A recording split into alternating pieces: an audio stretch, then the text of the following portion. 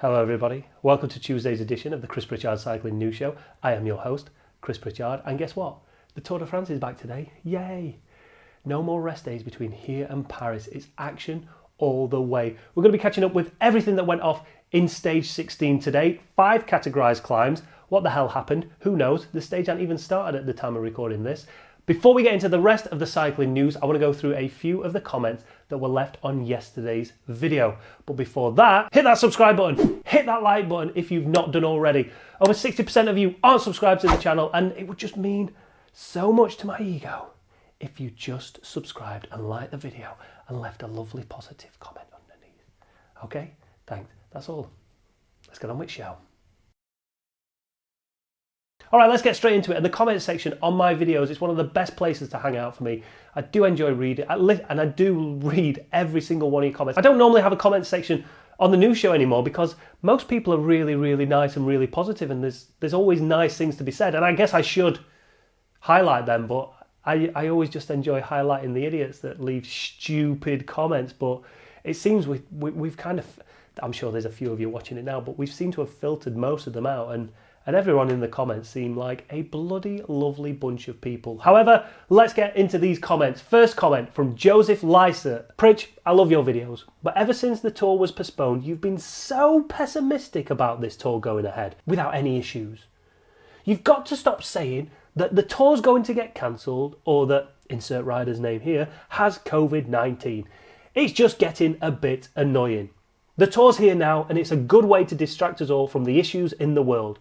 I come to this channel for insight, really, speculation, and a fellow fan's view of cycling. Not to talk about people having COVID-19 or the thing that I've been looking forward to getting cancelled halfway through. Sorry for the essay, but I hope I got my point across. I'm still loving the videos though. Keep up the good work.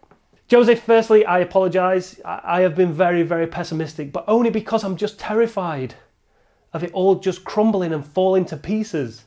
It seems so fragile that at any point, anything could happen for it to be postponed. And yeah, I should be more positive, like, woo, come on, we're going all the way to Paris. However, after yesterday's tests of said virus, no rider has tested positive, which means between now and Paris, there should be no testing being done by the ASO or the UCI or whoever it is that's doing the testing, meaning that we should make it to Paris now. So, my apologies. We're not even going to mention it anymore, all right? I'm sorry, mate. I'm sorry. Anyway, next comment from Michael Steele. Pritch, the real story of the Tour de France is the death of teams. Pogacar does not have a team. He is using Team Jumbo as his own team. Whenever the TV coverage joins the race, Pogacar never has anyone from UAE with him. Will this change how teams approach stage races? Sepp and Wout van Aert don't need teams either. Just follow the strongest team and then drop them in the hills. Thoughts? Well, I'll tell you what, Michael, let's send it straight back to the comment section. What do you all think of the fact that Pogacar is essentially just piggybacking? And well, it's not just him. Enric Mas is up there with very little support. Michael Landa is up there with very little support. Adam Yates is up there with very little support. Yes, you're seeing the likes of Mitchelton Scott putting in some efforts and trying to help him where they can. But, I mean, it's not like Pogacar. Like, within the first 10 kilometres, all his team have just gone out the back and no one gives a about him anymore.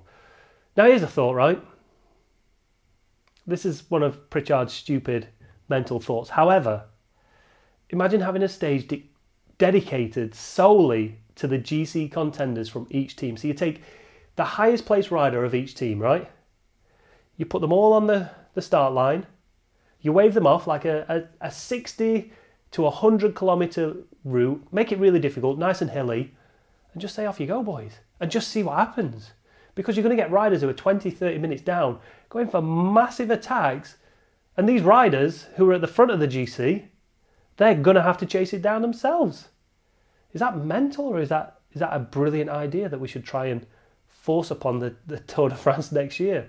And one stage where the domestiques and everybody else get to just chill out and rest, or they could stand at the side of the road and support them, and it's GC contenders all the way.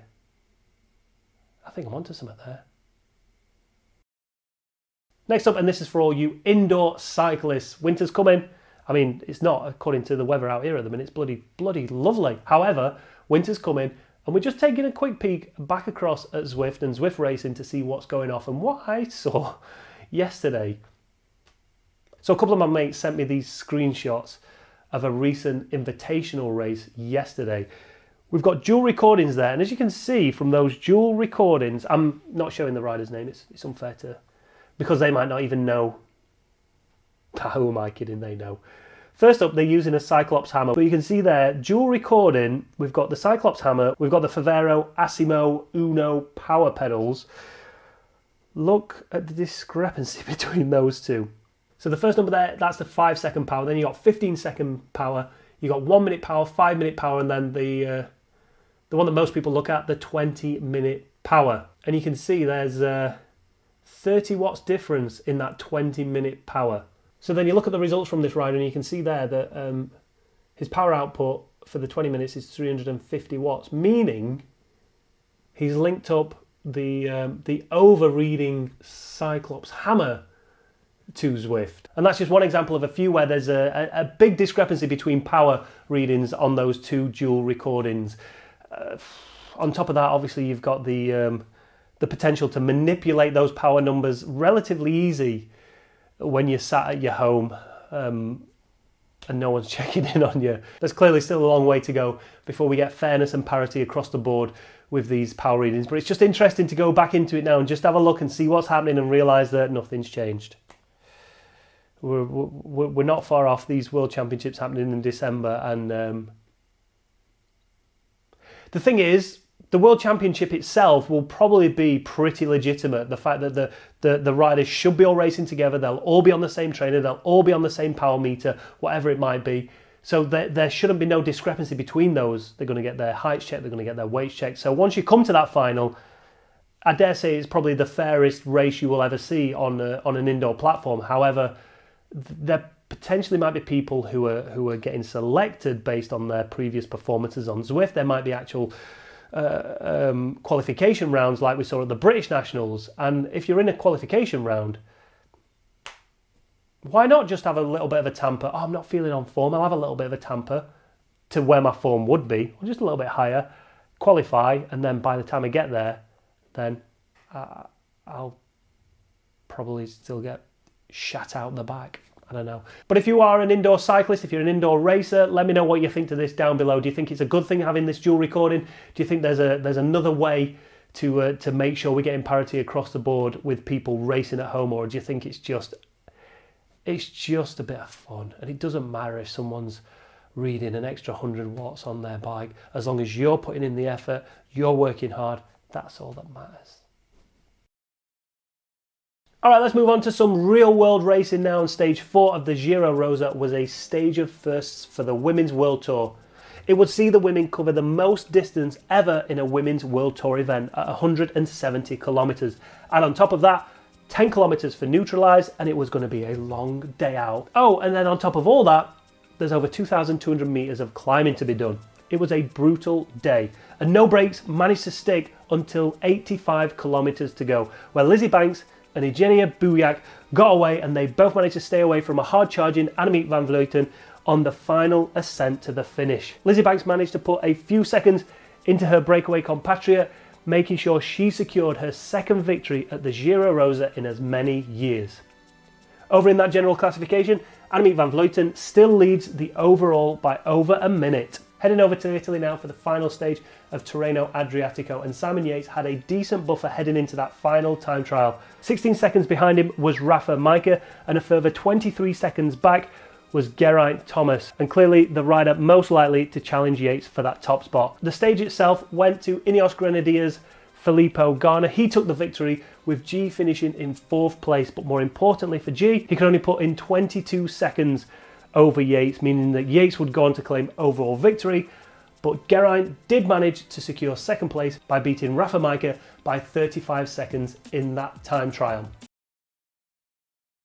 So let's move on now to the Tour de France, and I guess the GC contenders looking at the roadbook this morning were pleasantly surprised to find that yes, there was 5 categorised climbs, but again, this looked like a day for the breakaway, and I think the GC contenders, especially the Jumbo-Visma team of Primož Roglič, will be more than happy to let a break go up the road and they fight it out for the victory, leaving the GC contenders to have a bit of a scrap up that Cat 1 climb before the finish.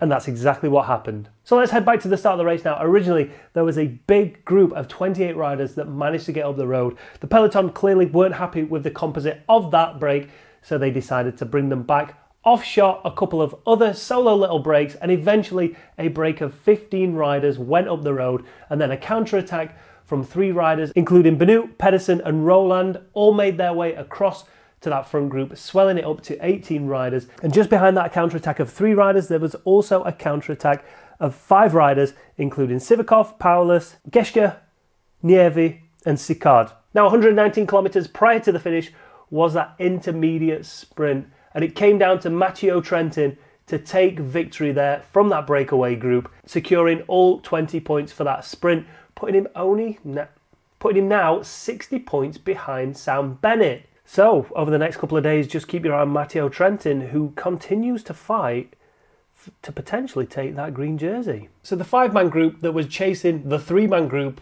of Benoot, Pedersen and Roland looked like they weren't going to catch that front group. With 111 kilometers to go, that's when they started making their move.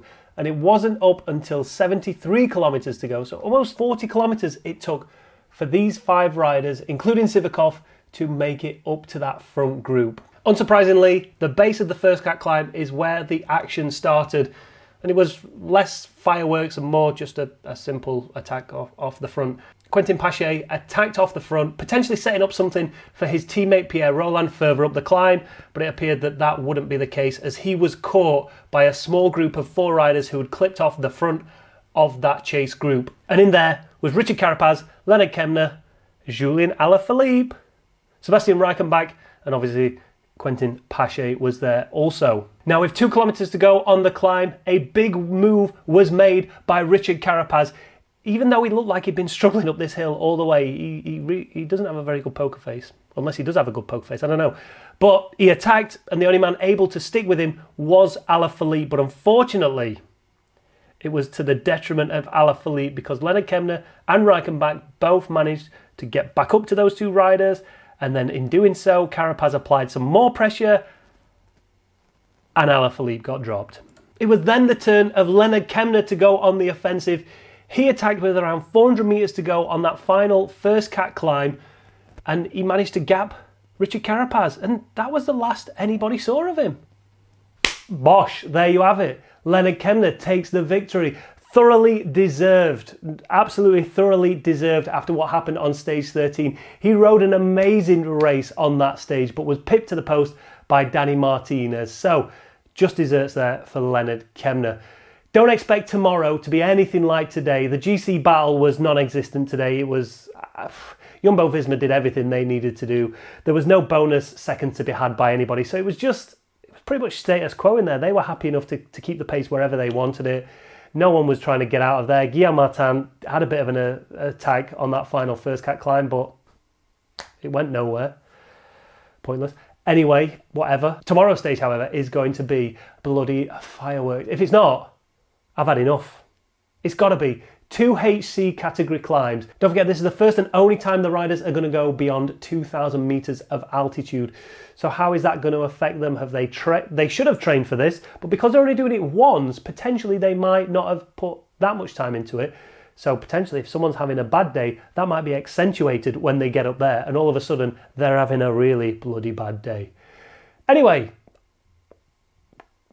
kind of an exciting stage in the fact that that breakaway managed to get a lot of time up the road. There was a few little attacks and digs out of that, but status quo in the GC, and Leonard Kemner gets his victory. All in all, a fairly...